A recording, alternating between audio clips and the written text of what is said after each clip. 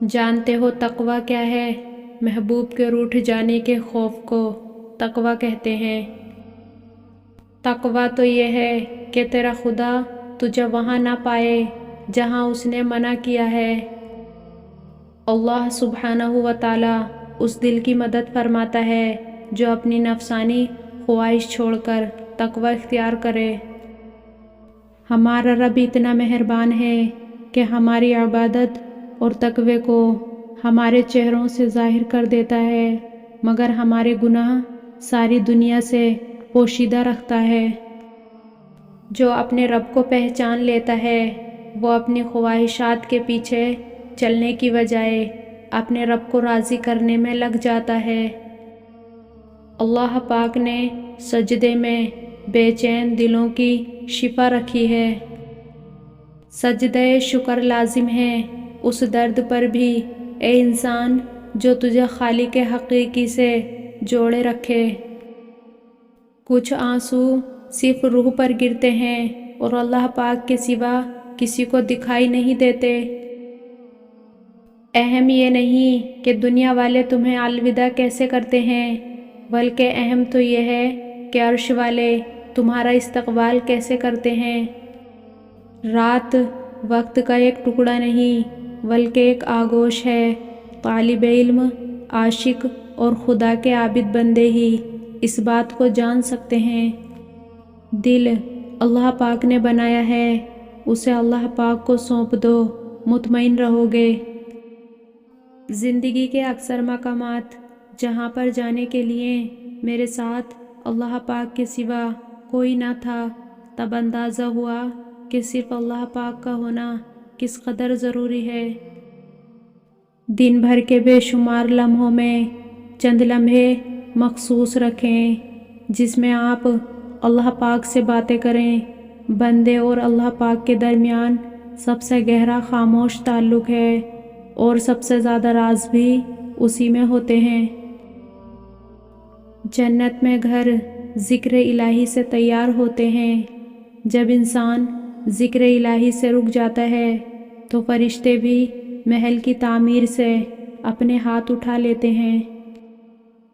زندگی کے بہت سے اسباق میں سے ایک سبق یہ بھی سیکھا ہے میں نے کہ جب ہم اللہ پاک پر چھوڑ دیتے ہیں معاملہ تو وہ رب ایسی ایسی جگہوں سے نوازتا ہے کہ انسان حیرت زدہ ہو کر سوچتا ہے کہ یا اللہ میرے صبر کا اتنا اچھا پھل۔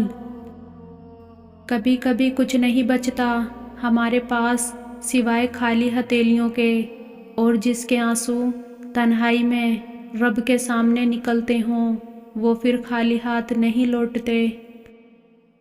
وہ لوگ جو روتے نہیں ہیں انہیں رلانا نہیں چاہیے، کیونکہ جب وہ روتے ہیں تو صرف ایک بات پر نہیں روتے بلکہ ان سب باتوں پر روتے ہیں جن پر انہوں نے صبر کیا تھا۔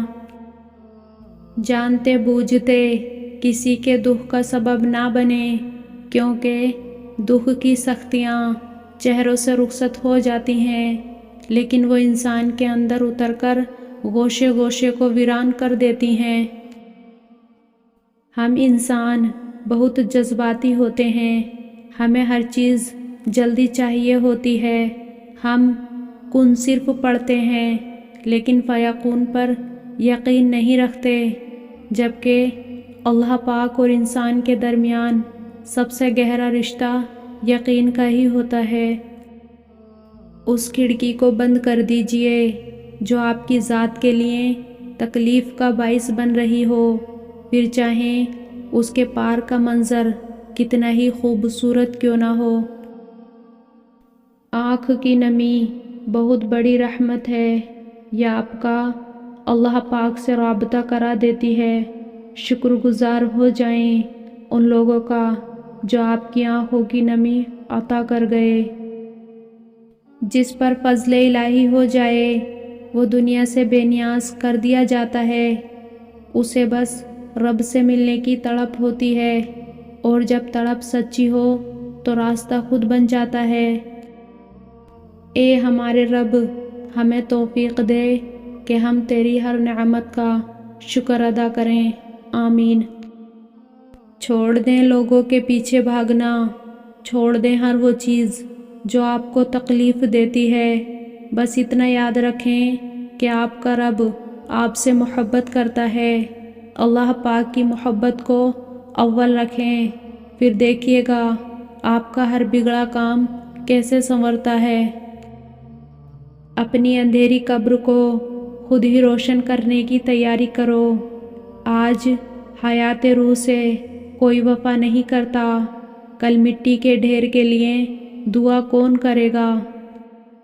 یہ مت سوچیں کہ اس نے یہ برائی کی اور اس نے وہ برائی کی، بلکہ یہ سوچیں کہ میں نے پورے دن میں کون کون سی اچھائی کی۔ اپنی آنکھوں کی حفاظت یہ سوچ کر بھی کریں کہ کل بروز محشر آپ نے ان سے اپنے رب کا دیدار کرنا ہے۔ بے شک یہ جو مشکل آپ پر آئی ہے نا، سنو، یہ اپنا حل ساتھ لے کر آئی ہے۔ بند دروازوں کے آگے رونے سے اچھا ہے کہ آپ سجدے میں اس رب کے سامنے رو لو، کیونکہ سجدے میں رونے والوں پر رب کوئی دروازہ بند نہیں رکھتا۔ مخلوق اللہ پاک کا کنبہ ہے، جو اس کے بندوں کے ساتھ حسن سلوک کرتا ہے، ان کے لیے اپنا دل کھلا رکھتا ہے، ان کی ہمدردی و خیر خواہی کرتا ہے، تو اللہ پاک بھی اس کے ساتھ اچھا ہی معاملہ کرتا ہے۔ انسان کو زیب نہیں دیتا کہ جب اس کا اللہ رب العزت کمال کا مہربان اور خبرگیر ہو، پھر بھی بندے بے آس اور بے یقین ہوں۔ کوئی یہ کیسے سوچ سکتا ہے کہ حساب نہیں ہوگا، وہ بخشا جائے گا؟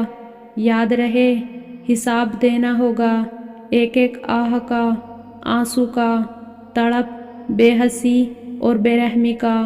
حقوق اللہ کے بعد حقوق العباد کا معاملہ بھی بہت سخت ہے۔ دل اتنا مضبوط ہونا چاہیے کہ اداسی اگر بے بس بھی ہو رہی ہو، تب بھی اللہ پاک کے سوا کسی سے بات نہ کی جائے۔ اپنی شخصیت کو اتنا پاکیزہ اور نیک بنائیں کہ اگر کوئی آپ کو فالو کرے تو وہ جنت کا مسافر بن جائے۔ جب تم پر دنیا کی حقیقت اور آخرت کی بقا ظاہر ہو جائے گی تو تمہیں دنیا اس قدر حقیر لگنے لگے گی کہ اس کا درد نہیں دے گا، اس کی کوئی چیز تمہارے دل میں نہیں آئے گی۔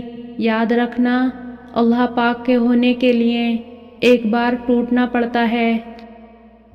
کیا وہی نہ جانے جس نے پیدا کیا؟